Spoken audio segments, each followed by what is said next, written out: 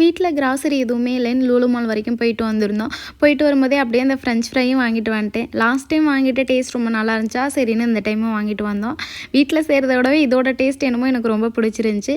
ஃபஸ்ட்டே கவினுக்குலாம் செஞ்சு கொடுத்துட்டு அப்புறம் நைட்டு டின்னருக்கு தோசையும் தக்காளி சட்னியும் செய்யலான்னு தான் பிளான் பண்ணியிருந்தேன்னா, ஆனால் வரும்போதே ஃபுட் கோர்ட்டில் இருந்து சிக்கன் கிரேவி வாங்கிட்டு வந்துட்டோம். சரி தோசை இது பண்ணிவிட்டு லைட்டாக ஃபிஷ் ஃப்ரை பண்ணலாம் அப்படின்ட்டு. இந்த மீன் என்னன்னுலாம் தெரியல, ஆனால் அதில் உள்ள தோலெல்லாம் உரிச்சு வச்சுருந்தாங்க. என்ன மீனே தெரியல. சரி நம்ம மசாலா போட்டு ஃபஸ்ட்டு ஃப்ரை பண்ணி பார்ப்போம் அப்படின்னு எல்லா மசாலையும் கொட்டிட்டு நான் பாத்திரத்தை கழுவ வருத்தப்பட்டுட்டு இருந்த இதில் போட்டேன்னா அது ஓட்டச்சட்டிக்குள்ளே போட்டு எல்லா மசாலாவும் கீழே கொட்டி போச்சு.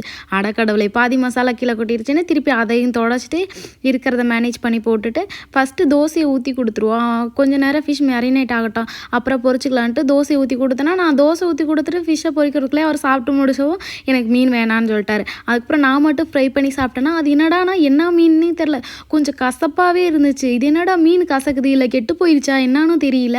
ஆனால் மீன் நல்ல கசப்பு, ஆனால் நடு சென்டர்லலாம் நல்லா இருந்த மாதிரி இருந்துச்சு, அந்த ஓரத்துலலாம் நல்லா கசப்பாக இருந்துச்சு. சரி அப்புறம் அதை என்ன பண்ணுறது அப்படின்ட்டு 2 பீஸை மட்டும் சாப்பிட்டு அப்படியே எடுத்து வச்சுட்டேன். நாளைக்கு அதை சாப்பிடாமா த்ரோ பண்ணலாமான்னு நாளைக்கு தான் முடிவு பண்ணணும்.